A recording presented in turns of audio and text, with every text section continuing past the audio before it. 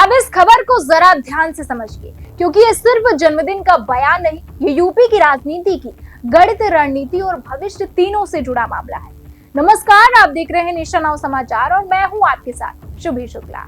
दरअसल बसपा सुप्रीमो मायावती ने अपने 70वें जन्मदिन के मौके पर एक ऐसा बयान दिया जिसने यूपी की सियासत को फिर से हिला दिया है। मायावती ने साफ कहा कि बीएसपी में ब्राह्मणों को पूरी तवज्जो दी जाएगी। इतना ही नहीं, उन्होंने ये भी कहा कि अगर यूपी में बीएसपी की सरकार बनी तो ब्राह्मण समाज के सम्मान और सुरक्षा का खास ख्याल रखा जाएगा। अब सवाल ये, मायावती ने ये बात अभी क्यों कही है? असल में यूपी की राजनीति सिर्फ मुद्दों से नहीं बल्कि जातीय समीकरणों से चलती है, और इस समीकरण में ब्राह्मण वोटर हमेशा से किंग मेकर की भूमिका में रहे हैं।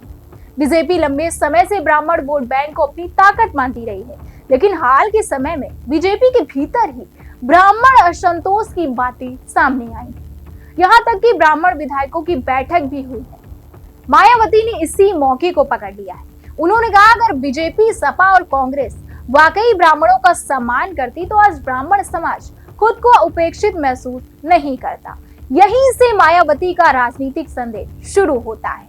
अब समझिए दूसरी बड़ी बात, मायावती ने यह भी ऐलान कर दिया है कि बीएसपी आगामी विधानसभा चुनाव अकेले लड़ेगी, यानी ना गठबंधन ना समझौता, सीधी लड़ाई। इसका मतलब साफ है, मायावती फिर से अपना पुराना ब्राह्मण दलित सोशल इंजीनियरिंग मॉडल जिंदा करना चाहती है। अगर आपको याद हो तो साल 2007 में मायावती ने 86 सीटों पर ब्राह्मण उम्मीदवार उतारे थे। नारा दिया गया था, ब्राह्मण शंख बजाएगा, हाथी बढ़ता जाएगा। नतीजा 41 ब्राह्मण विधायक जीत कर आए और बीएसपी की पूर्ण बहुमत की सरकार बनी। अब वही प्रयोग एक बार फिर से नए सियासी हालात में दोहराने की कोशिश दिख रही है, लेकिन बयान आते ही सियासी पलटवार भी तेज हो गया है। बीजेपी ने कहा, हमें ब्राह्मणों को लेकर किसी से सर्टिफिकेट की जरूरत नहीं है। वहीं समाजवादी पार्टी ने बसपा को बीजेपी की बी टीम बता दिया है।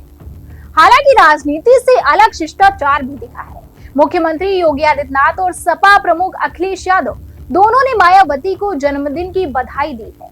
अब सबसे अहम सवाल, क्या ये दांव काम करेगा?